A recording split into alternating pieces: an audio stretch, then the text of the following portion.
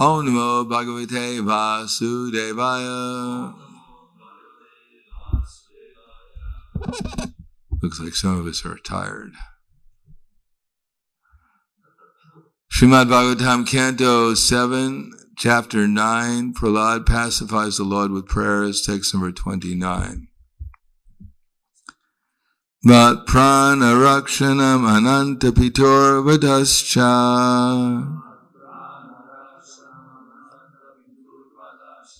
manye svabritya rishi vakyam ritam vidatum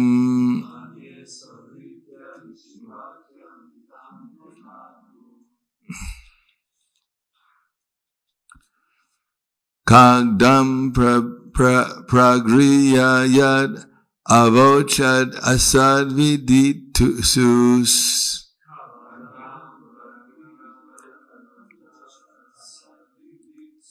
tvam ishvaro madaparo vatu kam karami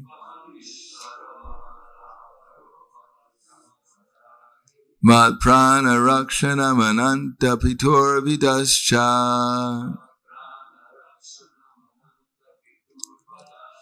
mane svabritya rishivakyam ritam vidatum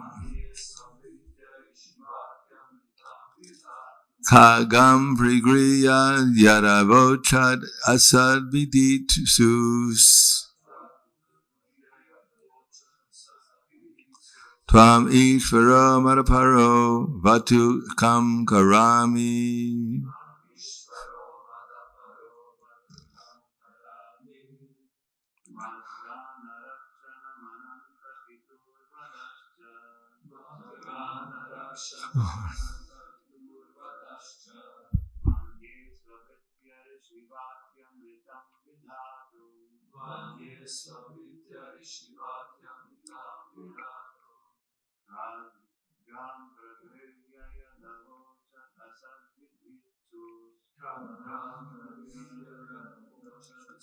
viditus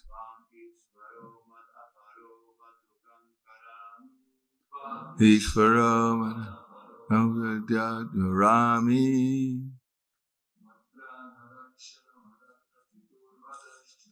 mat prana rakshana mananta pitur vidascha mane sabritya rishivakyam rite bravatum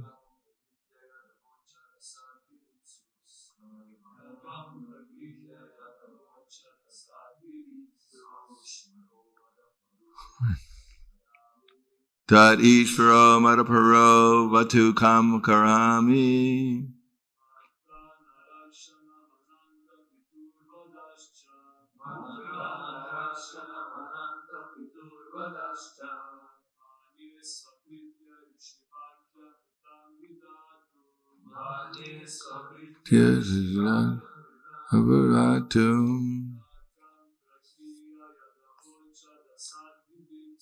Kagam pravakriya yadavachan sadayaitus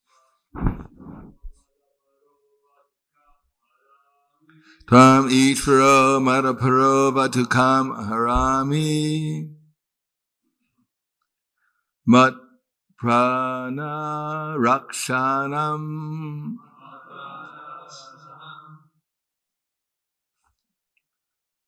saving my life. Ananta, O unlimited one, reservoir of unlimited transcendental qualities. Pitu, of my father.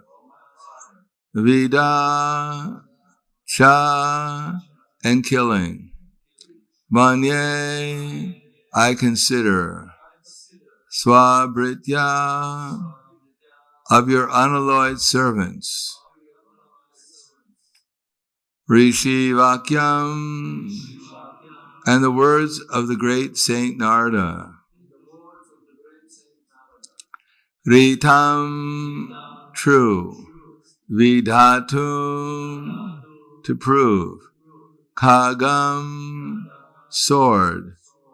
Pragriya, taking in hand, yat, since, avokat, my father said, asat viditsu, desiring to act very impiously. From you, Ishvaraha, any supreme controller, mat aparaha, other than me, avatu, let him save, come your head, harami, I shall now separate. Translation and purport by His Divine Grace, A.C. Bhaktivedanta Swami Srila Prabhupada. O my Lord, O unlimited reservoir of transcendental qualities, you have killed my father, Hiranyakashipu, and saved me from his sword. He had said very angrily, if there is any supreme controller other than me, let him save you. I shall now sever your head from your body. Therefore I think that both in saving me, and in killing him, you have acted just to prove true the words of your devotee. There is no other cause. Purport. In the Bhagavad Gita 9:29, the Lord says, Samaham sarabhuteshu name dveshtosti na priyaha ye bhajanti tumam bhaktya mayate te shipchapyaham. Supreme Personality of God is undoubtedly equal to everyone. He has no friend and no enemy. But as one desires benefits from the Lord is very pleased to reward them. The lower and higher positions of different living entities are due to their desires, for the Lord, being equal to all, fulfills everyone's desires. The killing of Hiranyakashipu and the saving of Prahlad Maharaj also strictly followed this law of the Supreme Controller's activities. When Prahlad Maharaj's mother, Hiranyakashipu's wife, Kayadu, was under the protection of Narada, she prayed for the protection of her son from the enemy. And Narada gave assurance that Prahlad Maharaj would always be saved from the enemy's hands. Thus, when Hiranyakashipu was going to kill Prahlad Maharaj, the Lord saved Prahlad to fulfill his promise in the Bhagavad Gita. Kunteya pratijanihi name bhakta pranashyati. And to prove true the words of Narada, the Lord can fulfill many purposes through one's action. Thus the killing of Hiranyakashipu and the saving of Prahlad were enacted simultaneously to prove the truthfulness of the Lord's devotee and the fidelity of the Lord himself to his own purpose. The Lord acts only to satisfy the desires of his devotees, otherwise he has nothing to do. As confirmed in the Vedic language, Nitasya karyam karnam chavidite. The Lord has nothing to do personally, for everything is done through his different potencies. Parasya saktir vividaiva shruyate. The Lord has multifarious energies through which everything is done. Thus, when he personally does something, it is only to satisfy his devotee. The Lord is known as Bhaktavatsal, because he very much favors his devoted servant.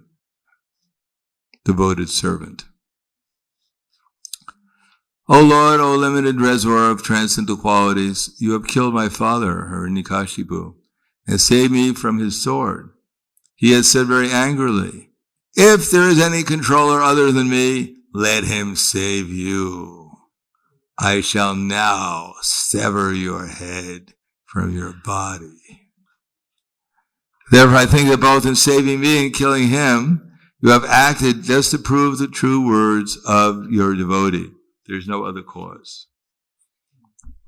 Namo Vishnu Padaya Krishna Prasthaya Bhutaya Srimate Bhaktivedanta Swami Tiramane Namaste Saraswatam Deve Gauravani Vacharane Nirvishesha Shnivadi Paskyatyade Siddharane.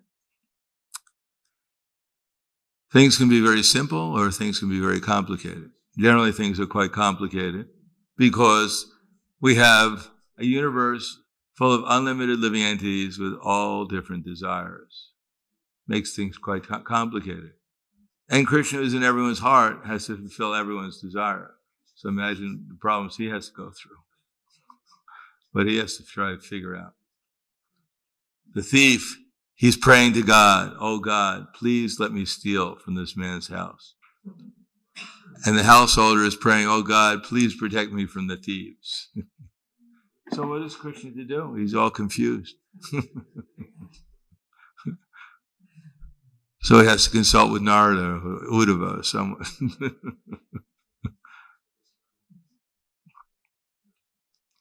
Just as Prabhupada always pointed out, or pointed out on a number of occasions, in both wars, First World War and the Second World War, all the German ladies are going to the church or the temple and praying, "My dear Lord, please protect my son, my husband, my brother, my father. Let him come back from the war." And all the French ladies and the English ladies are going to church praying, "Dear Lord, please protect my son, my father, my husband, my child. Let him come back from the war." But they're killing each other, so people are not coming back. And then they blame God. "I prayed, I went so faithfully to God, to the church. I prayed so sincerely to bring back my son or my father or my husband or so many different persons. And they're not coming back. So there's no God. He doesn't listen to anyone. He doesn't listen to prayers. Of course, if they would have listened to him, they wouldn't have went to war in the first place. They would have stopped their sinful activities. There would be no need for them being killed. But because they don't listen to God, and therefore, although Krishna is telling them, stop this sinful activity, they won't listen to him. Although he's listening to them and he knows what they deserve, and they don't deserve to come back from the war.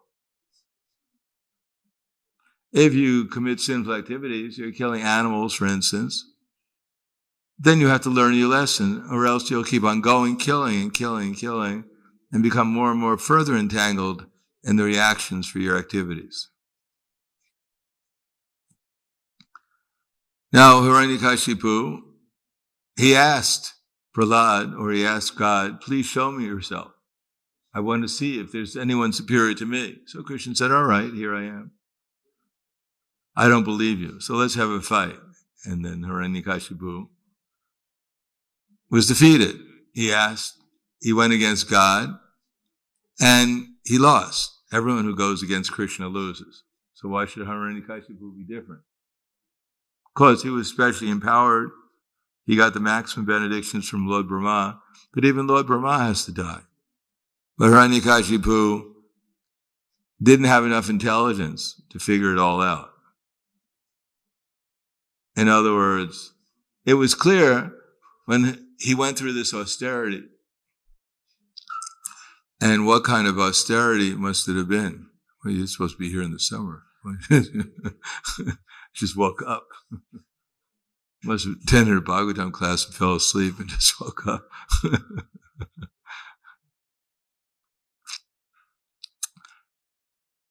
So Hiranyakashipu, obviously he was quite proud. He was able to go through such an austerity, standing at the tip of his toes for 120 years of the demigods, not eating or sleeping or eventually not breathing or even doing anything. So he was quite proud, and he got what he thought was the control of the universe. But control of the universe is not possible. Hiranyakashipu couldn't figure it out, that he couldn't even control one atom in the body that he was given by Lord Brahma. Although he was very proud that he had an infallible, indestructible body, but he was a little nervous because he realized, if I ask one atom in my body to do something, it's not going to listen to me. So what kind of control do I actually have? I spend so much time going through the austerity to get control of the universe, and I still don't have control even of my own body. So what kind of control do I actually have? And Prahlad Maharaj said, you don't even have control of your mind. But to speak of the gross elements, you have no control of the subtle elements either. Tat sadhu manye suryavarya dehinam sada samubhigna dhyama satgraha. You're full of anxiety. You're intoxicated all the time. You should drink water. You should drink, hydrate yourself. This liquor is not doing you any good. But Hiranyakashipu is not about to listen to his little son. Usually fathers never listen to their sons. The sons never listen to the father. Therefore, he had to go through what we call the school of hard knocks. He had to learn a hard lesson.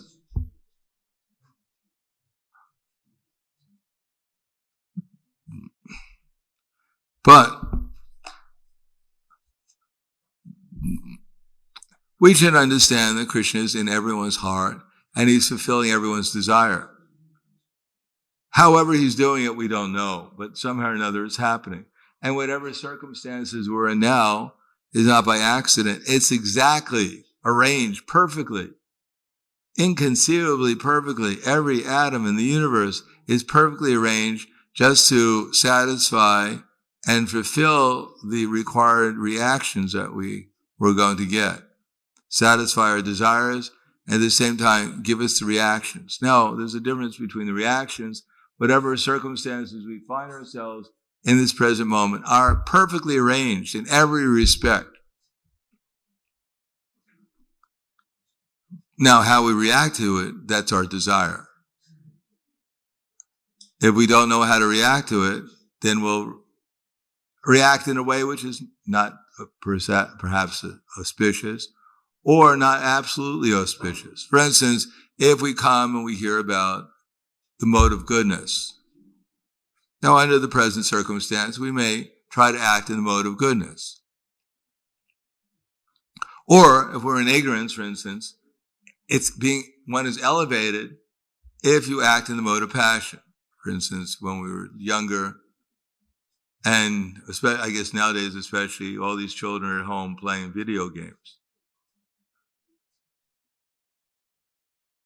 They have those in Slovenia also, video games.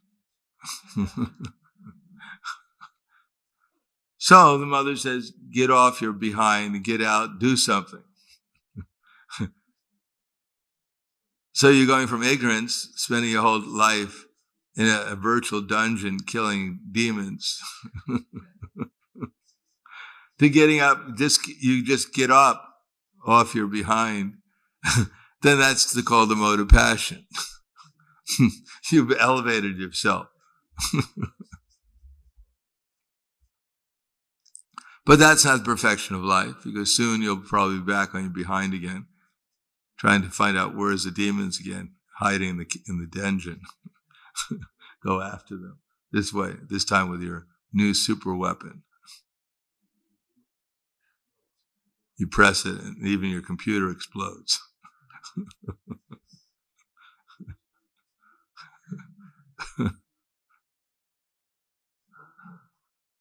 Or if one is in the mode of passion, if you can calm down for a moment. Like when Vrikasura was running past Lord Vishnu in Svetadweep, chasing after Lord Shiva to touch Lord Shiva's head and crack it into pieces. Lord Vishnu in the form of a brahmachari said, stop, wait.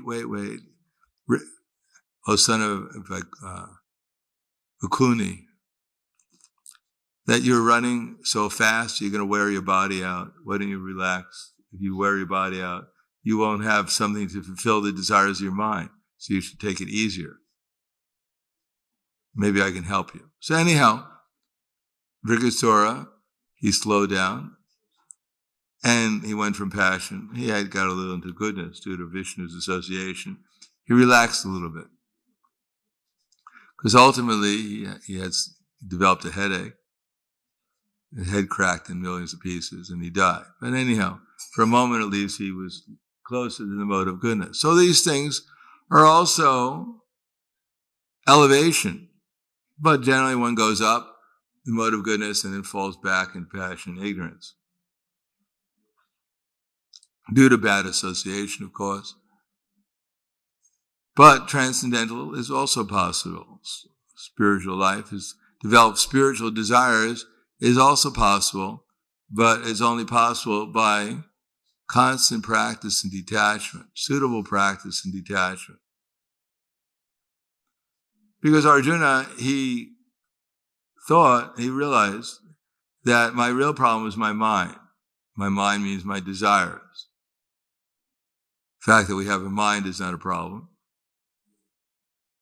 People try to get out of their mind, and they do. They become out of their mind. But that doesn't mean that they've solved their problem. The real problem is our desires, how we're desiring. So Krishna says, Asamshaya Mahavaho, Manodar Nirgraham Chalam, Abhyasena Tukontiya Vairagena Griyate. It is undoubtedly difficult to curb this restless mind, O Arjuna, but it's possible by suitable practice and by detachment. In other words, we're trying to learn simultaneously what to do so we can fix our mind upon Krishna, and what to do so we won't fix our mind upon other things other than Krishna. So both things go on simultaneously. And if we can achieve that, anukulyasya sankalpe pratikulyasya varjana. When we talk about surrender, you must surrender. Krishna, sarva dharma parityaya. What does this mean? I'm surrendered, Krishna. Don't hit me, please. I'm surrendered. Don't strike me. No, what does it mean? Beginning of surrender is sharanagati, accept things favorable. So when we come here and we stand up when we're tired, then we're surrendered. We can hear what I just said.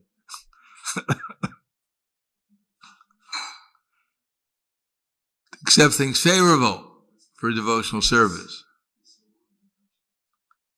And if we accept things favorable, chanting our rounds, hearing Srimad Bhagavatam, worshiping the deities, serving the devotees, making the atmosphere spiritual by chanting and cleanliness and all these other qualities. So that's favorable, and by doing that, then we might lose our taste for some of the things that draw our minds away from Krishna, that we've been cultivating since time immemorial. The one thing we want to bring back with us to the spiritual world, and Vaikuntha airplane comes, and you say, "Oh, can I just bring this?" I mean, really, it's important to me. Say, sorry, it's either you or that. Either you get on board, either you leave that behind and get on board, or you stay with it. You got your choice. Oh, I'm sorry, can't go. Maybe next life. Got it. It's too valuable, too precious. And it could be simply completely insignificant. Tukaram's wife, as we know, when Tukaram was going back to the spiritual world, and the Vaikuntha airplane was there and all the villages saw, Tukaram ran into his house and said to his wife, "Come with me, we're going back to Vaikuntha." And she said, "Sorry, I got so many things to do in the house. You go, I'll go later." So Tukaram got on board, and his wife said, "Wait a second, what did I just say?" And she ran to get onto the airplane. Tukaram waved her goodbye.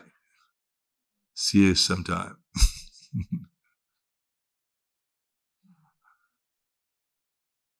So that's material life. We think something's so precious, I just can't give it up. And we don't give it up. And we follow it around, life after life, until we get tired of it and find something else we get attached to that we can't give up. That I am the Lord, and this object makes me feel like it, and therefore I love it. But detachment is necessary also. Hiranyakashipu was the most attached, and Prahlad was the least attached, and therefore Krishna had to come to help Hiranyakashipu. Instead of severing Prahlad's head with his sword, Hiranyakashipu got his stomach cut open.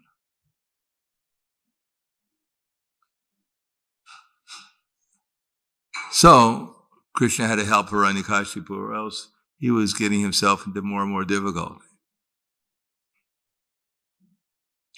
So similarly, we can expect that if we desire in the right way, Krishna will encourage us and protect us. And if we desire in the wrong way, then Krishna will try to teach us. Now, we may think, I have so many desires during the day. Well, that just shows we have a few things to work on.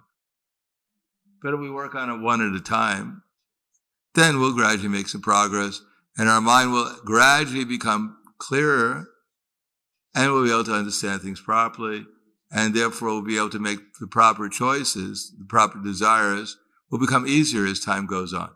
Our material external life may not become easier because our karma, we have no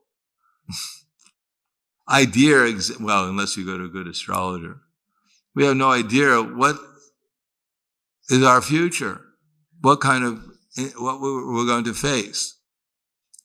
But one thing's for sure, whatever we face externally, if we can conquer what's going on internally, it won't matter to us what's happening externally. It may matter to us that we're engaged in service to Krishna, but whatever problems we may face in that service won't actually be taken as something bad. It'll be taken as another impetus to take further shelter of Krishna, so that at the time of death, I'll be able to take complete shelter of Krishna, and I won't have to see repeated birth and death. As Queen Kunti prayed, Vipadak Shantu Takshasvat Tatra Jagat Guru Bhavata Darshanam Yasyat Apana Bhavadarshana. I wish to see these calamities again and again, so we can see you again and again, so there'll be no more seeing a repeated birth and death. So Prahlad doesn't pray here, my dear Lord.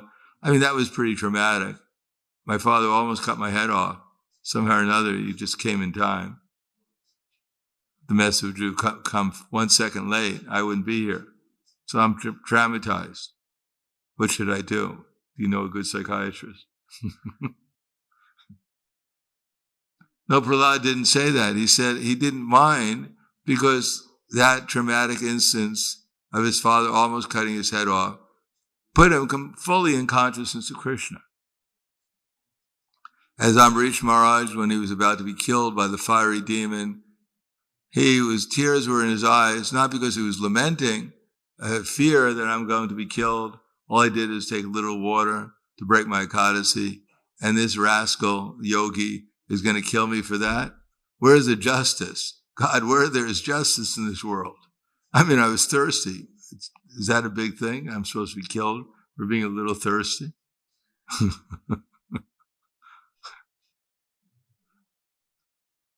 No, he had tears in his eyes because he was so much absorbed in thinking about Krishna. He was in so much ecstasy that tears came to his eyes. And of course, Krishna came and protected him, as we know. Now, on the other hand, someone like Samika, what was the name of the rishi who was going to be killed by having a spear pushed through his anus because he had killed some ant in his previous life, in his early childhood. It wasn't Samika Rishi, it was someone. Anyhow, there was one rishi. Some thieves took shelter in his ashram, and the police came, and they captured the thieves, and they arrested the rishi. And they condemned him to death by having a spear pushed through his anus to the top of his head. Luckily, the king came and saved the rishi. So the rishi said, wait a second, I haven't done anything bad that I know of. I chant my rounds every day. I've been following the principles. I only eat prasadam. What's going on? Why such a terrible death I almost got through? So he went to Yamaraj and asked him, what's going on? He said, well, in your childhood, one time you took a straw and you pierced the abdomen of an ant. He said, that's all I did? He said, yes. And he said, what is that? This is not fair. Therefore, you're not qualified to be Yamaraj. So he cursed him that you become a Shudra. And he came as Vidura. So, by Krishna's arrangement, the rishi became disturbed, and he cursed Vidura, Yamaraj, so he can come here and take part in Krishna's pastimes. But that was not good for the rishi. You don't curse Yamaraj and get away with it. You pick on someone probably smaller than you. Better not to pick on anyone. Anyhow, we don't know what happened to that rishi. We can't expect too many good things to happen to him. But at least he gave Yamaraj the opportunity to become Vidura, take part in Krishna's pastime. So we have to be careful how we react The Brahmins, even as Krishna tells his sons in the story of King Nriga, be careful about how you treat Brahmins. Because King Nriga was so generous, he gave away more cows to the Brahmins than there are stars in the sky. Anyone know how many stars are in the sky? This is a lot, believe me. Gave away a lot of cows every day. And they weren't ordinary cows. They had only one cat. They just gave birth to a calf. They were giving milk, and they had gold plated hooves and silver plated horns. They were covered with a new silk wrapper, and they had one calf. He gave away so many cows to so many Brahmins. But one day he gave away one cow, and the cow wandered back to a Brahmin, and the cow wandered back into his herd, and he gave it away to another Brahmin. And when the other Brahmin noticed that his cow was missing, and that it was now in the herd of another Brahmin, therefore he asked the Brahmin, "Who gave you the cow?" He said, "The king did." "Wait a second, he gave me a cow. That cow is my cow." "No, it's my cow. The king gave it to me." So a quarrel came. King said, "Well, wait a second. It was a mistake. He wandered away from your herd and into his cow. I made a mistake." He said, "I'll give you 100,000 cows in exchange for this one cow, each one of you." He said, "Forget it. I like this cow. I'm not taking any other cow." And they both got angry with each other and cursed the king for being a rascal, and they left. They even left the cow. So later on, King Nriga took birth as a lizard because Yamaraj asked him at the time of his death, "Do you want to enjoy the results of the unlimited pious activities that you did, or suffer the results of the impious activity that you did, giving away a cow to one Brahmin and then giving it to another cow? Even if it was by accident, still they both curse you, and I have to give you the reaction." So King Nriga became a lizard in the bottom of a well, and then Krishna, of course, came and saved him. And then he told his sons, be careful how you deal with Brahmins. Even they come and they cut you or they do anything to you, just smile and offer your obeisances to them. But certainly don't steal from them, or else you'll have to live in hell. Even if a government takes away the property of a Brahmin, then whoever does that will have to live as a worm in stool for 10,000 years, and all his family will have to live with him. Don't steal prasadam from anyone's plate. No. So even if a Brahmin comes and chastises you or cuts you or whatever, just smile and offer your obeisances to him. Because Krishna said, if anyone disrespects the Brahmins, doesn't matter who they are, I'm going to chastise them.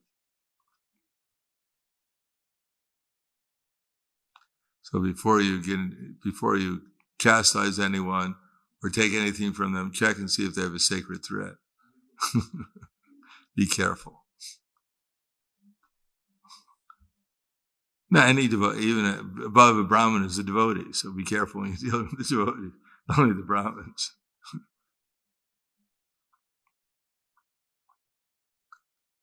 So we have to know how to desire, we have to know how not to desire. And if we desire properly, then we'll make progress. And if we desire improperly, we'll get chastised by Krishna's mercy. So I'll stop there. Thank you. Any questions, comments?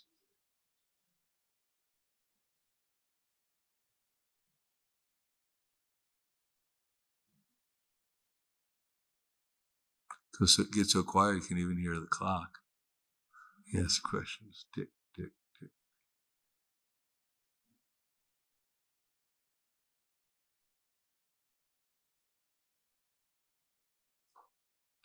Okay, thank you very much. Grantaraj Srimad Bhagavatam ki jai. Srila Prabhupada ki jai. Gaur Premanande.